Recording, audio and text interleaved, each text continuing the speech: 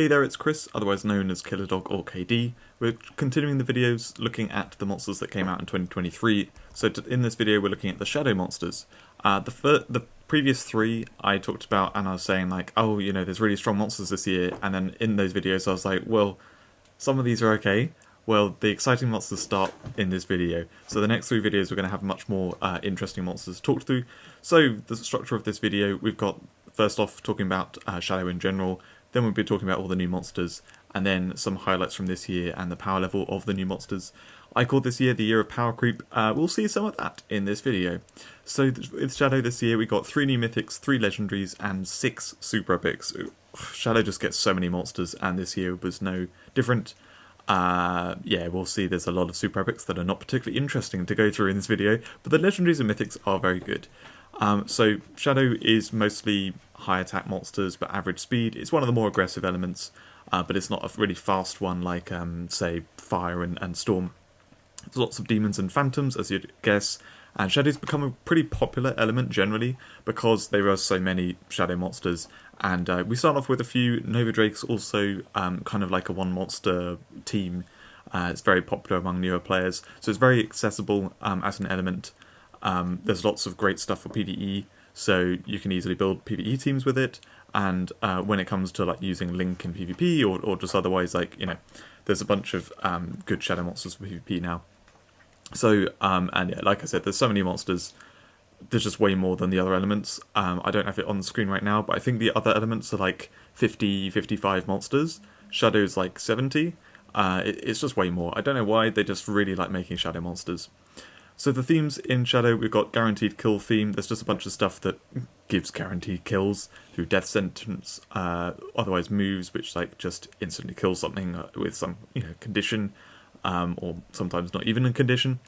And then we've got lots of poison monsters, so you can see there's a bunch on screen here, they do different things. There's also a bunch of poison immune monsters. One of the very recent changes in an update was Delegazar, one of the classics. It was the 2nd anniversary monster. That's been given poison immune now. So they've they've just been slapping on a bunch of Shadow monsters.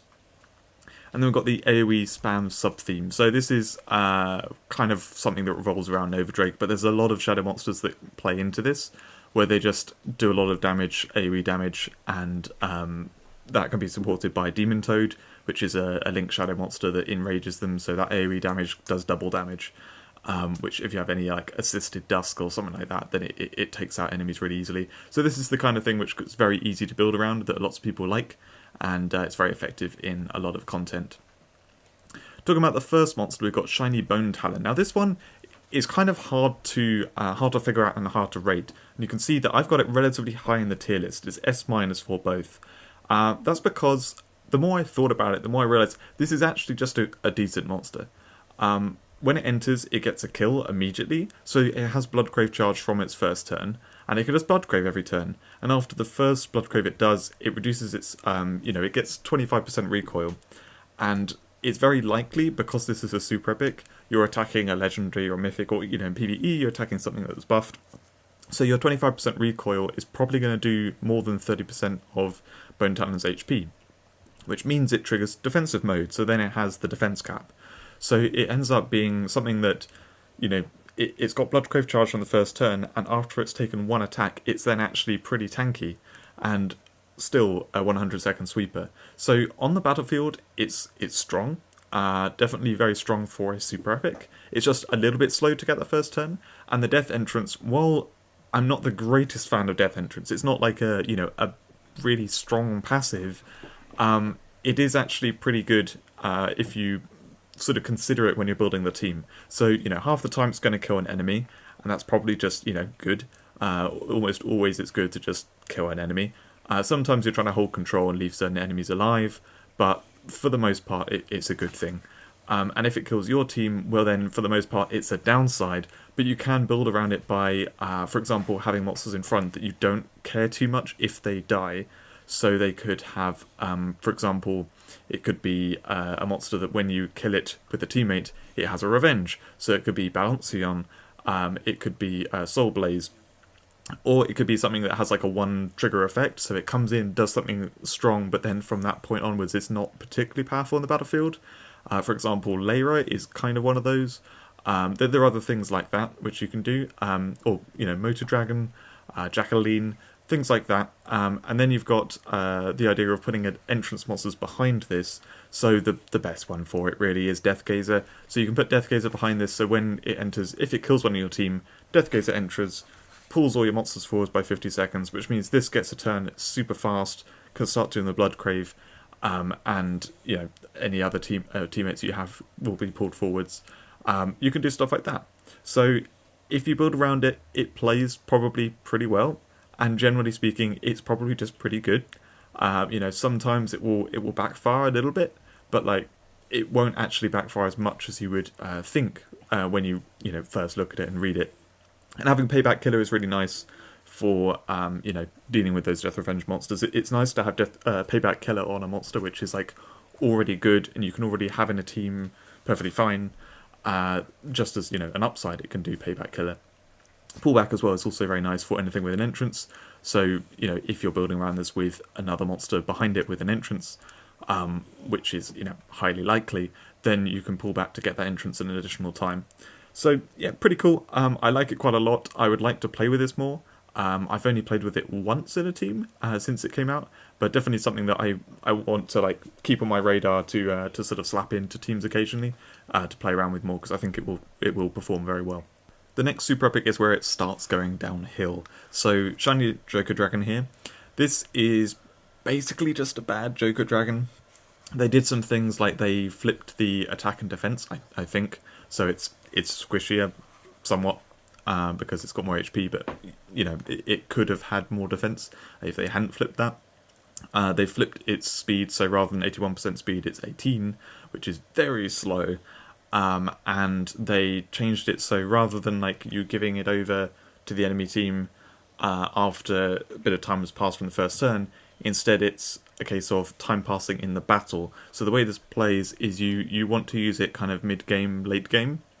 It enters, and the first turn it gets, you use Double Agent, and you pass it over to the enemy. So you kill an enemy of your choice, hand it over to the enemy team, and then the big difference between this and the normal Joker Dragon is they can hand it back.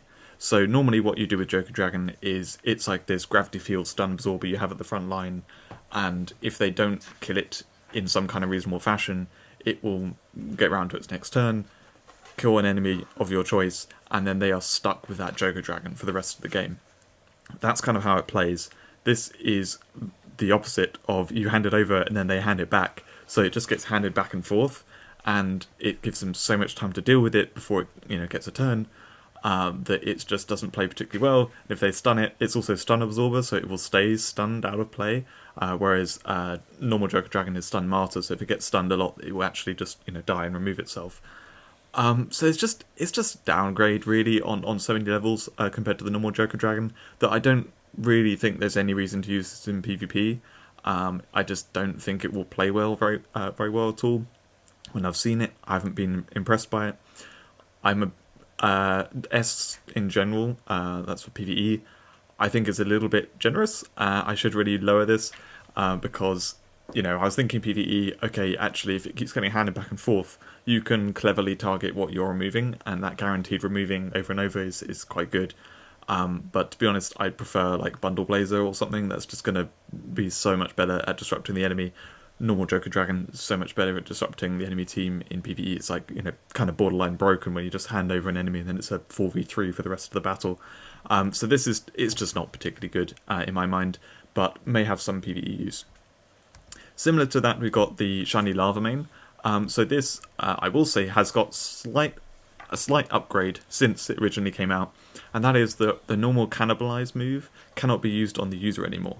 So the normal Shiny Dragon, the normal Lava Mane and the Ziverius were the sort of classic go-to monster at the start of the team that just kills itself to trigger all the Retribution moves and bring in the 5th spot monster, that kind of thing. And they can't do that anymore because they can't cannibalize themselves. So this is one of the standouts that can do that. The thing is, though, it is actually lower speed. It's 71, whereas normal Lava Mane is 76%. and you've got other options which are just kind of better, like Buff Buffalo. That is a shop monster that's harder to obtain, but technically it is just like a better monster than this. It's 70% speed, so it's basically the same and can kill itself. It can kill any teammate. It can do the same thing, but just has more versatility. So I think this is just not the best option for that. It's just one of the options. And the 150-second Mega Bomb, that's super fast. That gets charged really, really quickly. However, it also hurts your team, so you have to like very specifically build around this to actually use that well, like with whole ground monsters or where you shield your team or something like that. I think this is basically a niche thing for specific PvE battles, and I like that it exists for that reason. But I don't think I'll probably I don't reckon I'll ever find a use for it. But yeah, so this is just not a particularly great monster that just might come up in certain cases where you want a super fast Mega Bomb. Then we have Shiny Moltenpeed. Now this is actually really similar to the normal Moltenpeed. Not much has changed. The main difference is it's got Bloodthirst, whereas the original does not have Bloodthirst. The thing is though, you're not really getting kills with this. Like, it's got higher attack, but that still isn't going to do enough with the Venom Desperate Strike or Poison Eater to actually get kills. So the fact that it needs 2 kills before it does anything that's different to the original is not great. Yeah, I don't think there's much use in this one. It just doesn't really do much. Not a standout at all. The only reason why it's like C and not, you know, further down the tier list like D or E or something is because there's a bunch of super epics that are pretty weak. So, you know, C as a super epic is bad. We've got 2 more to go. So Muscatus, this is ironically very similar to Joker Dragon, and it's another example of a monster that is weaker to Joker Dragon. So this gets like an attack boost when you Nico curse things, so you put those Nico counters on stuff. If you don't know, Nico is cat in Japanese. So I love the art here. I love the design of this like little caterpillar that turns into a moth, and it's very cute artwork. I love that aspect, but it just doesn't really do that much because it needs a bunch of Nico counters, probably 3 really, before it kills with Nullifying Strike, and that is just impossible to set up. Like, that means that you need to have 3 enemies that you are completely leaving alive and 150 seconds to then start killing that 4th monster and, you know, the new 4th monster that enters after that. So this isn't a sweeper. It's like, if Nico counters were a thing, this is literally the only monster in the game that does Nico counters. If there are other cats and stuff that use Nico counters, if they made that a thing, then maybe it would have a use there. Maybe someday they intend to do that kind of thing. We saw that with Mark, where we had a couple of Mark monsters, maybe even just one, for a long time, and then they released other Mark monsters and it became kind of an archetype. So it might be something which they return to, and then maybe this will have some use there, but otherwise all it really does is just waits for some time to pass, and then it does mind control to kill an enemy and you get a copy of that enemy. That's all it does, and in it, that's why I say it's similar to Joker Dragon, where Joker Dragon will do that, it will kill an enemy, and rather than you getting a copy, you put the Joker Dragon in the enemy team. And that's much stronger, because it really, really disrupts the enemy team. Getting a copy of it is nice, you know, it's good value, but you've had to wait and have dead weight on your battlefield for so long before you've been able to do that, that this just doesn't play well. I do like that they try and put Insomnia and Purify on a bunch of different monsters. It's very good to see that kind of thing in place to be counters for sleep.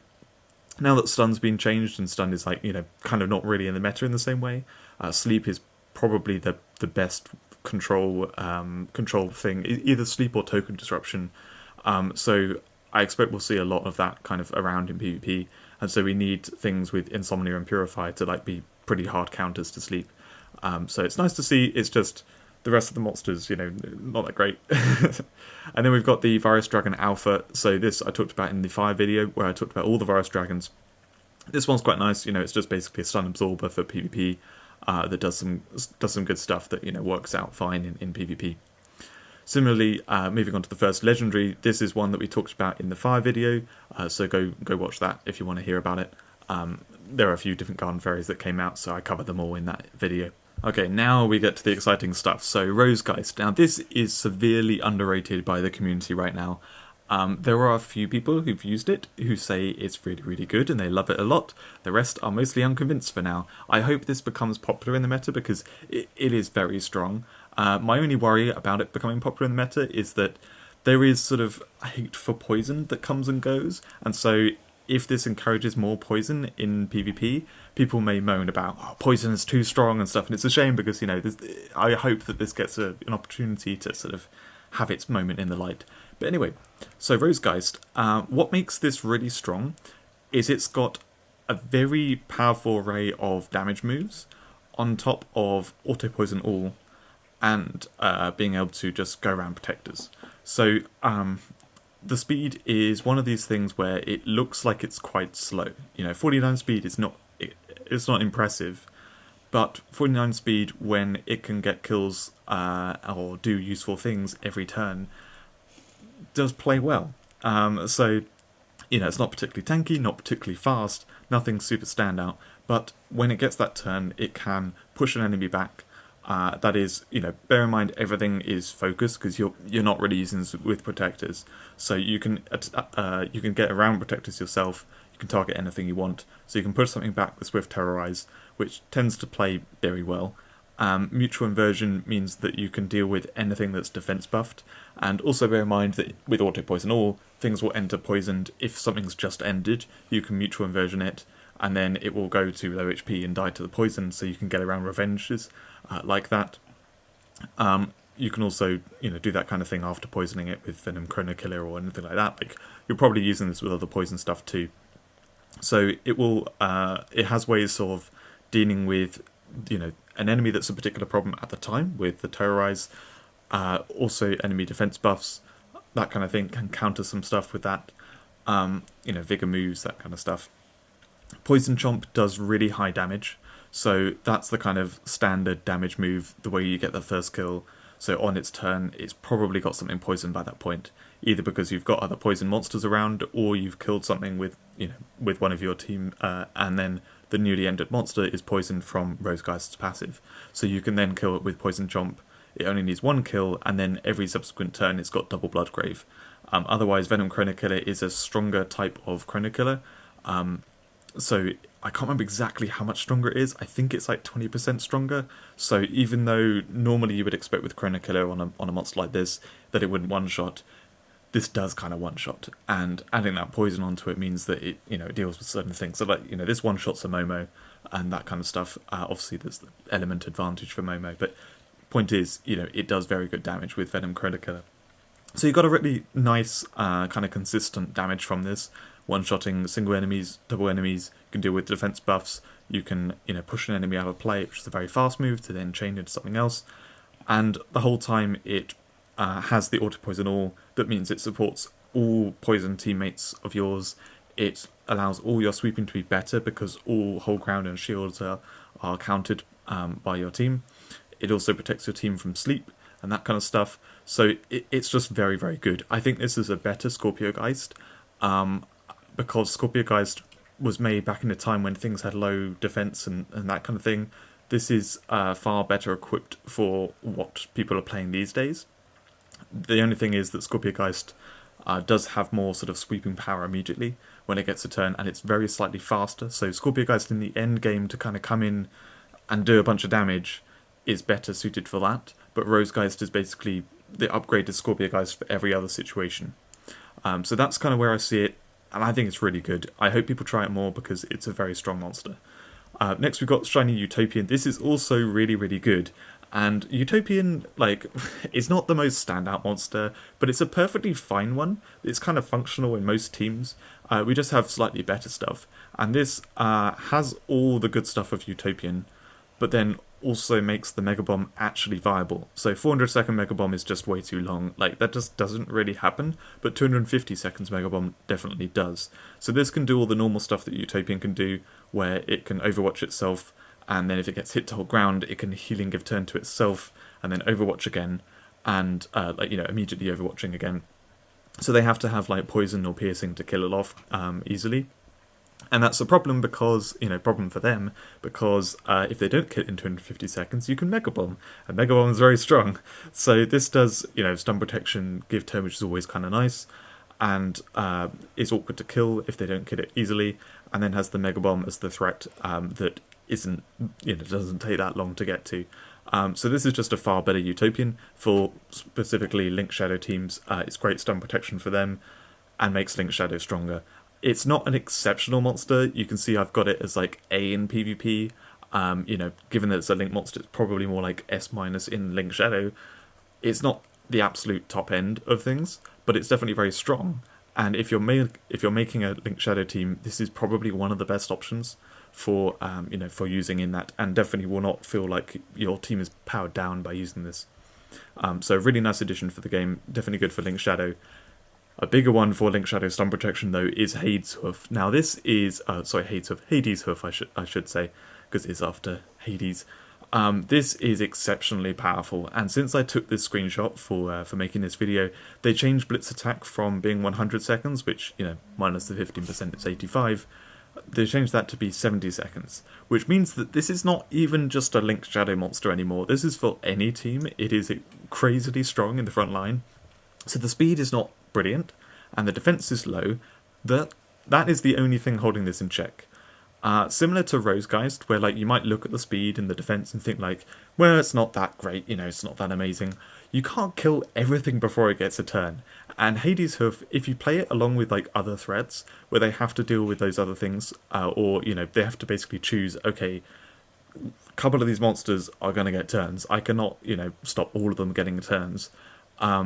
This is really, really dangerous to let get any turns, because that Blitz attack, 70 seconds, just one shot anything. That is super, super fast.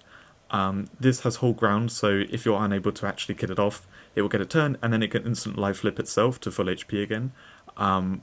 That's a big problem. The Link Piercing Blow is the benefit of playing in Link Shadow, and that's basically piercing one shot anything. It does about 6,000 damage, so that's just 100 seconds, get a piercing kill, which normally we would say like 160 seconds piercing kills are decent. That's like viable. So 100 seconds is super fast, and it does all of that with stun counter as well. So extra turns from stun counter, it's stun protection from your team. Like I said, the whole ground and the instant life flip friend get around the fact that it has low defense. So having a very squishy stun counter is not ideal, but this is not actually that squishy, not as squishy as it looks. And then the one thing I didn't mention is Guard and Execute. Yeah, fine. It counters Protectors as well. That's nice. But this just really easily gets kills with Blitz attack. And then it can, later on, maybe Bloodthirst. If you use it in Link Shadow, it's got the piercing move as well, for if that's, you need the piercing for this particular enemy that you're attacking. Yeah, this is just highly aggressive stun protection that works super well. And every team I've met it in, it has played extremely well. It's very strong. You have to kill it immediately, otherwise it will wreck your team. One of the big downsides of it is it can be knocked back, and when it comes in later, that's likely where you don't have the Link Shadow, so the Link Piercing Blow is off the table. Blitz attack doesn't critical anymore. So yes, okay, it's not great if you can knock it back, but that doesn't come up too much, and it's mostly sort of like a knockback random that would work effectively against it, because if it's at the back of your team, so what? Maybe you've lost anyway. Like, maybe a different monster there wouldn't have really affected anything. So yeah, it's quite a sort of niche counter to it. Very rare that it actually comes up as a problem. So just a really, really powerful monster here. And continuing that, another really powerful monster. So Luna here, I have at C in PvP. That was because I decided to stick with my original ratings, and she has since been buffed. The buff to her was subtle but big, and that was adding hold ground to the Shroud of Darkness. So the screenshots here are actually recent. So they do have the buffed version of it. But adding hold ground to her changed her dramatically, because she has minimum defense and low speed.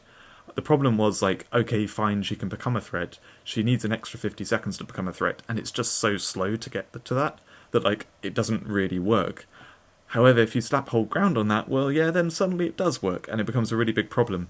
So she is all about kind of slapping on all the different immunities and positive status effects. So she gets, if you can read from her passives, which is it's a little hard to read, she gets hold ground, focus, camouflage from the move when you use that, immunity to sleep, immunity to poison, and half immunity to stun. That's nuts. Like, absolutely nuts when you stack all that together. It just means she's really, really awkward to deal with. And bear in mind as well, when she uses Night Veil, she also heals herself by quite a bit. So how this plays is, it takes a little bit of time for her to get a turn, but you have to hit her twice to kill her. Okay, piercing, can do the job, but you can't do it with poison because she's poison immune. So you've got to hit her to hold ground and then kill her off. If you don't, then when she gets a turn, she in 50 seconds heals herself, so heals herself off hold ground and gives herself camouflage, and then can just start sweeping and be a real nightmare. If she desperately needs to kill something as soon as she gets a turn, she's got both Retribution and double fast strike.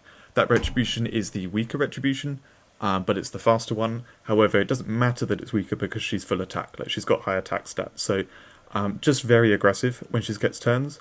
And another really powerful thing about this, which if you know me, you know I like one-on-one, she is sleep immune. I don't know why they gave her sleep immunity and why not sort of an insomnia version, but that's just super powerful on this. So you can use her with sleep immunity, with one-on-one. She'll stay awake, she can get kills perfectly fine, and just start killing through the enemy team. So that's how she plays. The one downside to her with that, which they kind of did to keep her in balance, and they were smart about this.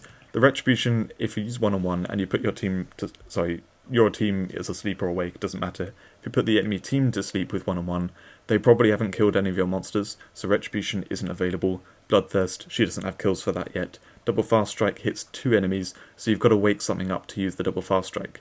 So that's the kind of thing to keep her in check, balance-wise there. But because they gave her whole ground and the other things, it doesn't matter too much. You can just get control of the situation and kill enemies, kill your way through the enemy team super easily. So Luna is one of the best things to play in one-on-one, and otherwise just works really nicely in most teams. She's a little bit slow to get going, but the fact that she's got hold ground means she can get to that turn and then be super aggressive from the first turn with double fast strike, or set up for the long run by using Night Veil, which is also really nice if she's been put to hold ground at that point, because it's just a very quick heal, and putting camouflage on means it's so hard to deal with her. So going on to the next monster, this is Nyx, so another super powerful one. You can see here S in both tier lists. She's not the best in second form, but that's mainly because in final form she's got some really powerful stuff that if they put on the second form would be too strong. So this is another sleep immune monster. She can be played alongside Luna very, very effectively, and there's a lot going on here, so it's really hard to know exactly what I want to dive into, because I could talk for a very long time.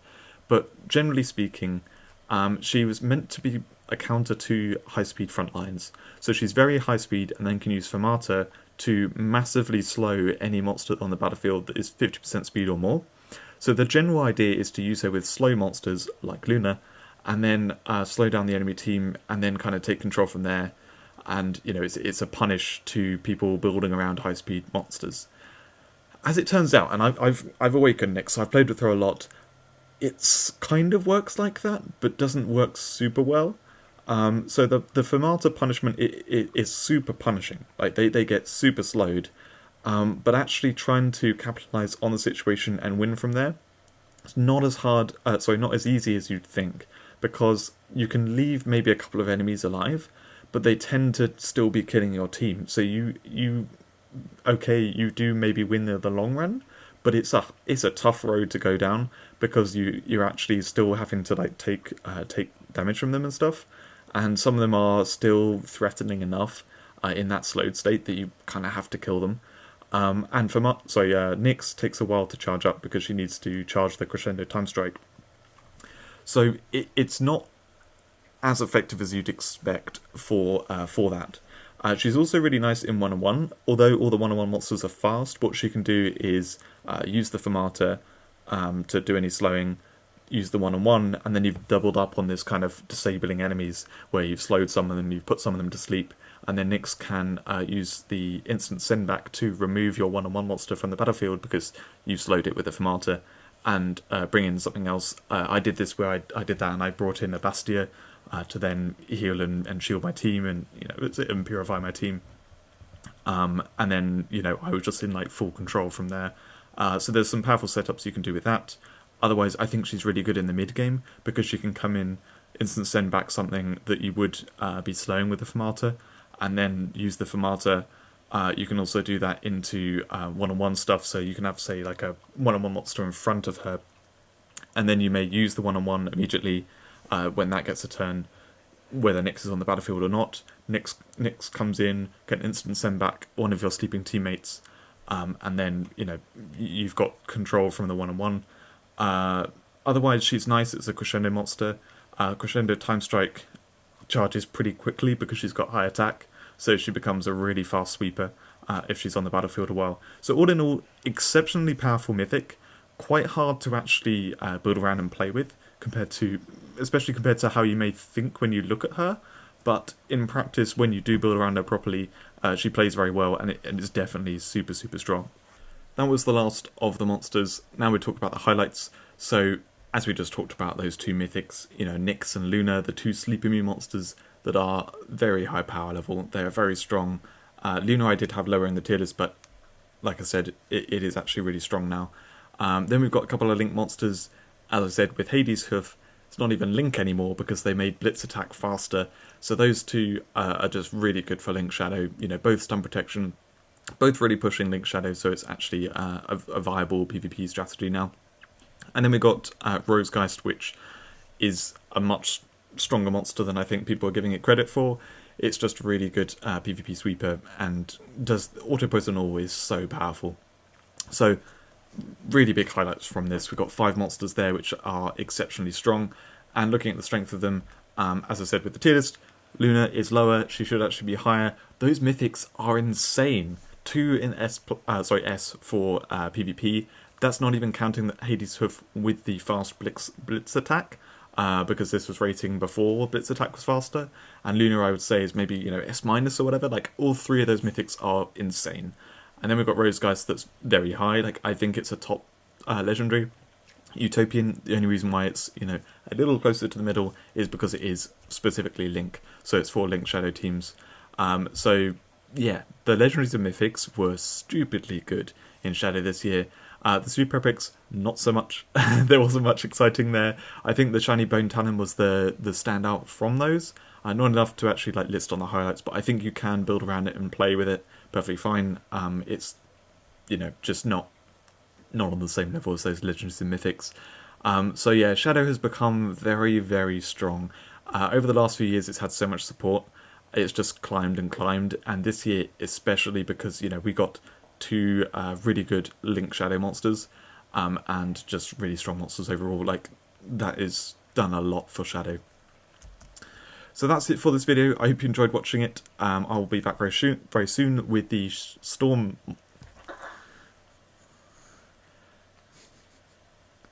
So that's it for this video. I hope you enjoyed it a lot. I'll be back very soon with the Storm video, talking through all the Storm monsters that came out this year. I'll see you then.